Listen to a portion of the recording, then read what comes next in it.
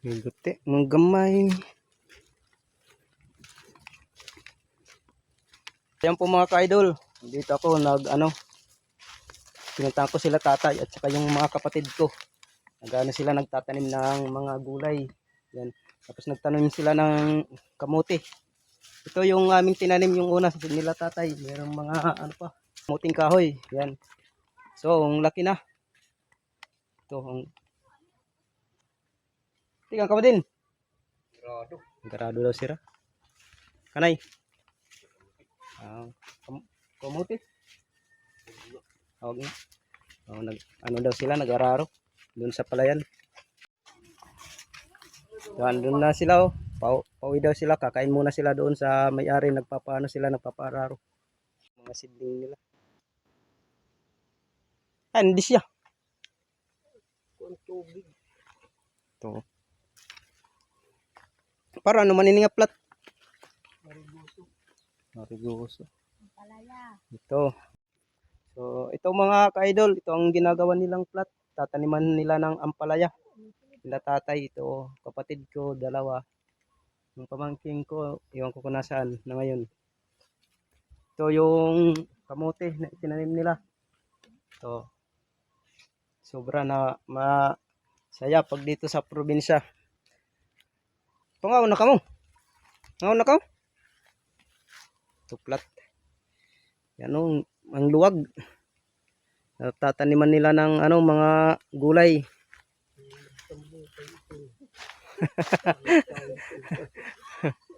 Natatawa sila. Maninagin takluban? Pichay. Pichay. Ito. Yung pichay. Ito. Malaki na. Yung kamuting kahoy. Oh.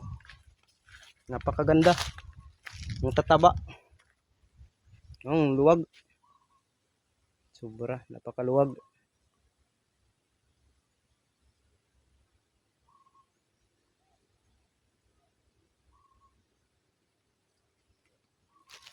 Punta tayo sa gilid.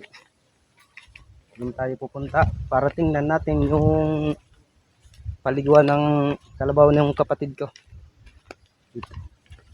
Pakaganda dito napaka presko ang hangin dito sa probinsya.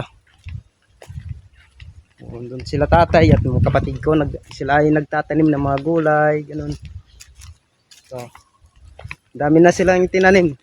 So, ayan po mga ka-idol, andito na po tayo. Dito tayo lulusong. Ito yung paliguan ng kalabaw. Dito. Ito yung kukuha sila ng tubig para pambinyag ng mga itinanim na gulay. Dito, siya? Malinaw. Malinaw siya. Napakalinaw.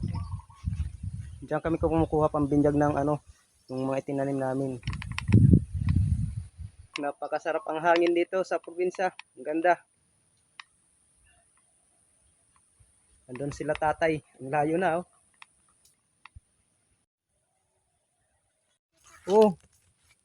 Dandaan lang. Baka madapay ka dyan.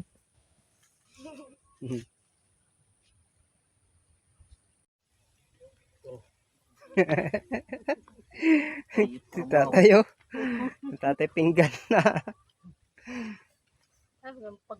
Si Doc Paksiw. Yung may okra.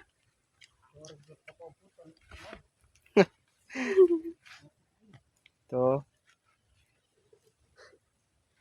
Mga onira, mga pamangkin ko doon. Okra.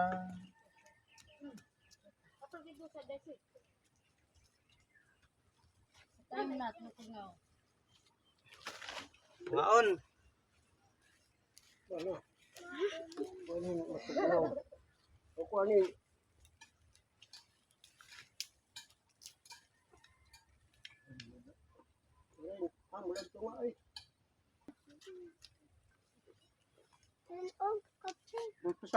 Jadi kita.